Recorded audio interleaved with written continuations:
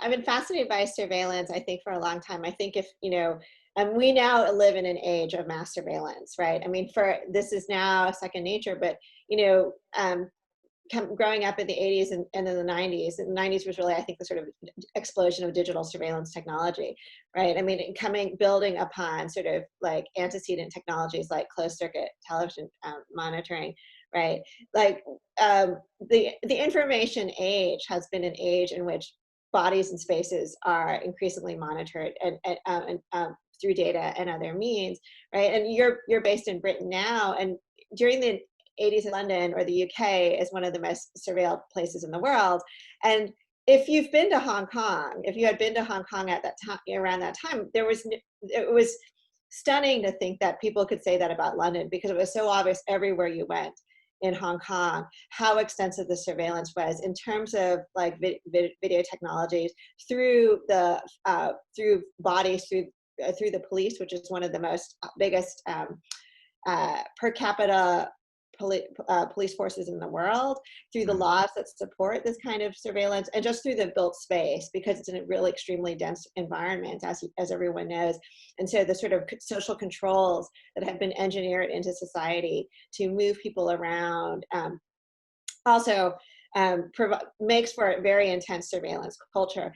The experience of the surveillance as an attribute is so much identified with a Western modernity, and it wasn't acknowledged as a modernity that was available and present and often sort of pioneered, I would say, in other spaces that the West doesn't necessarily see sometimes as Western, but actually I think is both deeply engaged with Western modernity, but also develops in a different degree. And so Hong Kong, I think is a test case for surveillance in a very like tangible and material and literal sense. And then at the same time, I've also been I've been somebody who's very visual and fascinated by cinema. And, of course, Hong Kong's, one of its great exports, right, is its cinema. And then I think that you can't help but watch the cinema, which of course is known for being so vivid, so visually vivid. It's often described as being a kind of hyperbolically visual cinema, that not only is its sort of aggressive visuality kind of like, I would suggest, suggestive of an intentionally visual environment like Hong Kong, but actually like motifs and tropes of social spatial monitoring are very central to Hong Kong cinema historically, and that what Hong Kong cinema's treatment of surveillance is not only sort of symptomatic of a different surveillance culture, but also crucial to the cinema's development and a sign of the cinema's like engagement with world cinema as well. Because of course surveillance has a long history in world cinema, right, as a way of sort of articulating its own technology and medium. One of the main ideas that I have in arresting cinema is this idea that Hong Kong has cultivated like an intense and dynamic surveillance culture that not only is, I would say, sort of like degrees more intense and visible and experiential in Hong Kong and in the cinema than arguably in comparison to Western culture, Western models, but also that in Hong Kong and in the cinema, we frequently see surveillance portrayed in a kind of benign or even benevolent light. So if you think about the sort of Hollywood or the Western tradition, we tend to always see surveillance as something that's sort of a practice of suspicion or critique, right? So Rear Window, Man with the Movie, Modern Times, right? And starting from the 1950s, I point out in Hong Kong, the 1950s is a time of tremendous urban growth in Hong Kong, right? Because after the war and the sort of movements on the mainland, there's a sort of growth in Hong Kong. And so you have all of the sort of the early tenements that we all identify with as sort of like this classic Hong Kong sort of space. And so you have all of these people sort of living in these tenements, often, subdividing apartments, renting out rooms within rooms, right? The sort of bed cage type housing where people can't even afford even spaces within rooms, but they're rented like these cage-like style lockers, right? That all begins in the 1950s. But if you watch these Cantonese social realism films from the 1950s, you often see this idea of neighborly cooperation, right, as being the means by which the working class, there's often sort of like exile, emigre, often, people coming from very difficult circumstances. They while like the close proximity in which they live is a sign of their poverty, it becomes rehabilitated as a form of cooperation and cooperative sustenance as well. And Jane Jacobs, the American sociologist, famously called this, when she was writing about Brooklyn and New York City in the 50s and the 60s, she called this natural surveillance, right? And essentially what we see in Hong Kong film starting in the 50s is something very similar, this idea that everyone, one for one and all for one, is a way of helping each other down. That's a sort of famous motto from In the Face of Demolition. And that's sort of, and it's in reading your book, I mean, that it seems like that sort of ethos, it lasts for quite a while too in other films like The House of 72 Tenants, and even like in the early 90s, something like Cageman. And I'm curious, to what degree would you say that that sort of ethos has has it continued persisting in Hong Kong cinema? Or do you feel like that it's at a certain point that the presentation of communities within these tenements has changed in some capacity? I mean, I think you're absolutely right to sort of talk about the centrality of the House of 72 Tenants, like within Hong Kong cinema, as sort of being the acme or the zenith of this sort of natural surveillance trope, right? So in 1973, when House of 72 Tenants comes out, right, like that's this sort of Shaw Brothers, like high production value version of the Cantonese social realist film from, for like In the Face of Demolition. And of course, what happens with House of 72 Tenants is it's remade. There's basically one made at least every 10 years, if not more frequently. And if it's not itself remade, there are also constant references to it. So like Stephen Chow references it in Kung Fu Hustle. Hong Kong, of course, has changed, right? The wealth disparity has grown. The sort of, I think, since the 80s with the rise of Li Ka-shing. So on the one hand, you still have this strong trope of neighborhood cooperation, like 72 Tenets of Prosperity, which was like a recent film from the past 10 or 15 years. But there's also still like that coexists with the Li Ka-shing kind of, hagiography as well. But I think that because that is so important to Hong Kong Hong Kong culture and Hong Kong cinema, it has never really gone away. It just has transformed with the times. The idiom of Hong Kong cinema is, I think, that's often produced now from a position of self-preservation and critique. That like the only way for these tropes to survive is in a sort of like perpetuation of the perpetuation and play of these motifs that often like that are not going to have the same kind of sort of sincerity that like would have been possible like in an age when these films were seen by a larger audience, right? So because so many of these films now are sort of made in a recognition of the limited distribution that they're going to get in the new sort of age of the dominance of the mainland Chinese market, right? That there's a kind of, I mean, a lot of people call it nostalgia, but there's also a kind of, and it's tremendous sadness, I think, that inheres in the reproduction of these motifs of space, place, home, identity, right, culture. I mean, it's so much because localism is such an embattled concept. But I think what I'm trying to say is that I think when you look at those films, like, starting from the late 90s through the early noughts, right, like there is this nostalgia about, like, Akbar Abbas calls it the sort of like the city on the edge, like city on the verge of disappearance, right? But I think since then, the only way that Hong Kong cinema has sort of revived itself is by accepting and embracing this independent sort of mode. And so what they also recognize is not simply nostalgia, it's also a sort of, it's a political position that's being forced upon them. Whether they choose it or whether they forced upon it, it's an oppositional position, not simply a nostalgic position. You've written in the past too as well about the way that oppositional political stances are inextricably linked with independent cinema practices in Hong Kong right now. And then so you have some films like Mad World, for example, which is not an overtly political text, but I mean there is sort of this interesting dynamic that's at play within the apartment complex of that film, isn't there? Because you have the father and son who themselves are kind of stigmatized from the rest of this sort of community, and this community sort of talking amongst each other about them as sort of these social pariahs. And I'm just curious to if in what way we could read that as sort of like a subtly coded commentary on a greater societal ill or malady in Hong Kong, or rather if it's just more, as you were saying earlier, an inversion of kind of these generic tropes that brought comfort, but now they've sort of been sort of diluted in a way.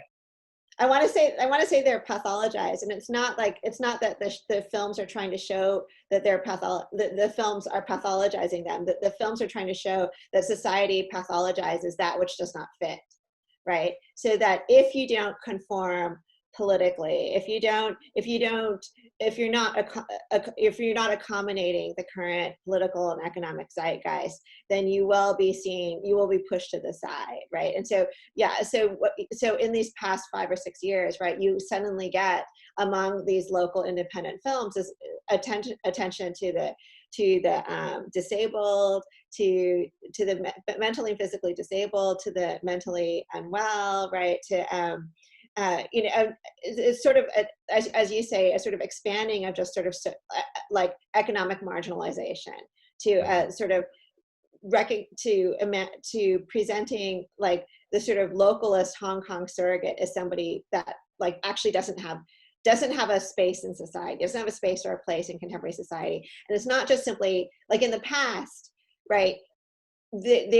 The working class was sort of portrayed as like, literally being shoved into the corners of spaces, right? But like the films were sort of saying that these people who are shoved in the corners of spaces are the people of Hong Kong. Michael Hui, right, the comedian that I write about, right, repeatedly is talking about the sort of like the examples of the common man, right, trying to sort of use the sort of like close attention to literally to the bottom line, to like, to receipts and bills as a way of shaving off a little bit of money or something, in a way that like to steal for the rich and give to the poor, right? And maybe it happens on an individual level, but it does become the steady way of undermining the wealth disparity and resolving and trying to raise oneself. So, and whether or not the Shaw Brothers and the Cathay films of the 50s and the 60s that are all about the bourgeois, but these people who are being portrayed in these other films are going to win out, which is like what happens with the House of 72 Tenants when Shaw Brothers like makes a movie about the working class, right? Mm-hmm. But now what has happened, right, is those people aren't there. Those people are not there. The current cinema, the current commercial cinema doesn't imagine those people as being those characters as being commercially viable. And the one thing, actually, our conversations make me think like, and I've written about this, and I'm not the only person who's written about this, is like the importance of the undercover cop as a sort of surrogate figure for Hong Kong. And I wonder, now that we're having this conversation, if the surrogate cop, or like the undercover cop, is being replaced by the disabled. And because there's been a marked number of films about physically, mentally disabled people, which has been more or less a sort of invisible population historically, in Hong Kong and in the cinema. I mean, as you know, Hong Kong is not a space that's set up for the physically disabled, and yet suddenly in the past 10 years there have been a number of films about that. And I wonder if like that sort of shifting of the cinematic surrogate, right, is an indicator of just how the new range of sort of metaphorical references that the cinema is using to articulate itself. So one of the reasons why the undercover cop, me and others have pointed out, is such a sort of exemplary model of Hong Kong identity, is the undercover cop is somebody who knows that he's always being watched, and so therefore becomes proficient at playing with his representation and his perception. right? But if the disabled and the socially and economically marginalized is the sort of new surrogate of the new Hong Kong, one that the independent cinema identifies with, where the question is not so much about your ability to manipulate visibility. Now it's an even more abject position, because you're seeking representation of visibility of any kind, right? And that would make sense given the sort of political circumstances of Hong Kong right now, of that population, right? Of the disenfranchised. So much of the Chinese language cinema today, right? So like films produced within a Chinese language that are destined for the greater Chinese market, right? I mean, that's so much driven by mainland China now at this point. And so, those commercially viable films, like they're all producing I mean, I don't know that they would even, to use the label home is in itself like questionable, because I think what you see over and over again in these films are these spaces that are sort of like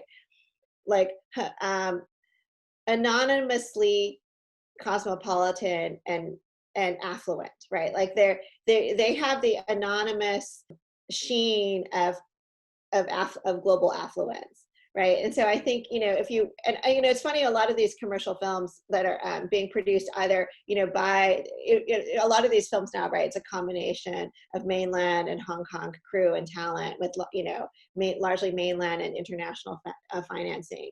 And so like the space, sometimes wherever they're set, you can't even recognize it as Hong Kong or whatever city in mainland China it is, because the protagonists are always invariably sort of good looking and glamorous, right? Like inhabit, they might as well be inhabiting the sort of expat sort of housing places and in the Shanghai and Beijing suburbs or something, because there's nothing particularly local about this spaces, right? And so and that kind of cosmopolitan and anonymity and affluence, right, actually has a purpose in those films as well, right? Because mainland China wants to present this version of itself to the world, one that's cosmopolitan, westernized, modern, right? Like this is the version that they want to give. So it doesn't need to be specific, but of course, when you're coming from the perspective of Hong Kong cinema, which for so long, was so specifically regional and developed within a highly local set of visual and linguistic and cultural concerns, like that kind of spatial representation seems it's just very different, right? And so when I say that, I don't know, I would call it a home. I see that cinema as deeply interested in trying to present that visual space as a space of housing, but I don't think it's even interested in trying to present it as home. And for the first 5 or 10 years after unification, I don't think anybody expected things to change as dramatically and as quickly as they did. Now, of course, like we see looking back retrospectively, we can see like how this separation in the sort of film grammar of home, we might say, right, has been one in which like the rise of the mainland Chinese market in Hong Kong the rise of the mainland Chinese film market has has created a film idiom of spatial representation that is anonymously cosmopolitan, and that the remaining Hong Kong independent cinema clings to its localism through its like sort of intensified identification with marginalized characters, right? The sort of revival of like the spaces within spaces, and the willingness to stay within these very small markets of the sort of the grant funded independent cinema today in Hong Kong. I mean, I know it's a fool's errand to ever try to guess, especially in the year 2020, of what's going to happen next. Right. But I mean, of course, in the context, I suppose, of Hong Kong cinema, but also of just Hong Kong's own troubles and difficulties, how do you envision? Is there a way that kind of this question of the home, in terms of like that sense of communal camaraderie, but one which also embraces a larger swath of the population, do you think that has a possibility of sustaining itself in the future of Hong Kong cinema, or do you think that by and large we'll be seeing just more and more of these of cosmopolitan images of that we've seen in a lot more commercial fare. Yeah, I don't know. I mean, the so much of it depends on the succeeding generations, right? I mean, cultural product is sustained by consumption, right? And so it'll be interesting to see like what these younger generations in Hong Kong, like, are they going to, will they continue to watch, like, given the choice of both the sort of content streams, are they going to, would they tolerate both, or are they going to choose one, right? So as you said yourself, right, it's so difficult to conjecture anything, you know um, but I think that it's amazing to see what these independent filmmakers in Hong Kong, these young independent filmmakers, are able to do on such small budgets and such small grants. And I think one of the wonderful things about our third screen personal device, like non-theatrical viewing cultures, is narrow casting. So even though we don't have the collective experience of film viewing, which had long been so central to Hong Kong, where spaces are at a premium, and people would often just drift into the cinema as a space to relax, or oddly as a space of privacy, right? Like, narrow casting allows us a way to always find like-minded audiences, right? And I mean, and that kind of the sort of digital networks that have been available, right? I mean, Hong Kong really engineered sort of like the subversive use of the very digital networks that were meant to monitor them, right? This has been going on for years now in the protest, right? And have been adopted by protest groups across the world now. And so, and again, going back to this question about sort of like surveillance as a power that's intense in Hong Kong, but one in which Hong Kong residents then therefore become uniquely sophisticated at enduring and manipulating. I talk about in Arresting Cinema about how surveillance in Hong Kong, for most of its sort of 20th century history, was a sort of a lateral system. So the colonial environment put in place, the colonial environment and the sort of urban density of Hong Kong, and sort of Chinese cultural practices, like, all enabled a high tolerance, like produced and facilitated a high tolerance of surveillance. But in many cases, like, what was top, there were as many bottom up vectors as top down vectors. So as much as, like, there were surveillance was employed by the powerful few towards the many, surveillance was also frequently available for the disempowered few as a way to empower, disempowered many as a way to empower themselves on a level that's equivalent to the powerful few, right? But what we have today, right, because of sensory unification, like this sort of rapid acceleration and intensification of mainland surveillance, right, has been one in which it has just reconsolidated around intense monitoring by the powerful few over the disempowered many, and in eroding erasure, suppression, taking away of the lateral and reverse forms of counter surveillance that previously had been so characteristic of Hong Kong culture, right? So I think, like, that's the sort of this is the situation that we're in this moment, right, where lateral surveillance has been sort of, Hong Kong's history of lateral surveillance has been sort of dangerously or dishearteningly, like, reconsolidated around the sort of Foucauldian pyramid. So I think the question in the future, like in this from now and for the next generation, will be like, how adept they will be at being able to hold on to and insist on and find venues for representation as the system becomes increasingly the power of this incredibly powerful system becomes increasingly content with not it can focus on not just simply monitoring, but actually effacing. Is a Foucauldian pyramid only going to and continue to become more entrenched and more asymmetrical, or at some point there be some kind of equilibrium or restoration or counter agency that can work against that?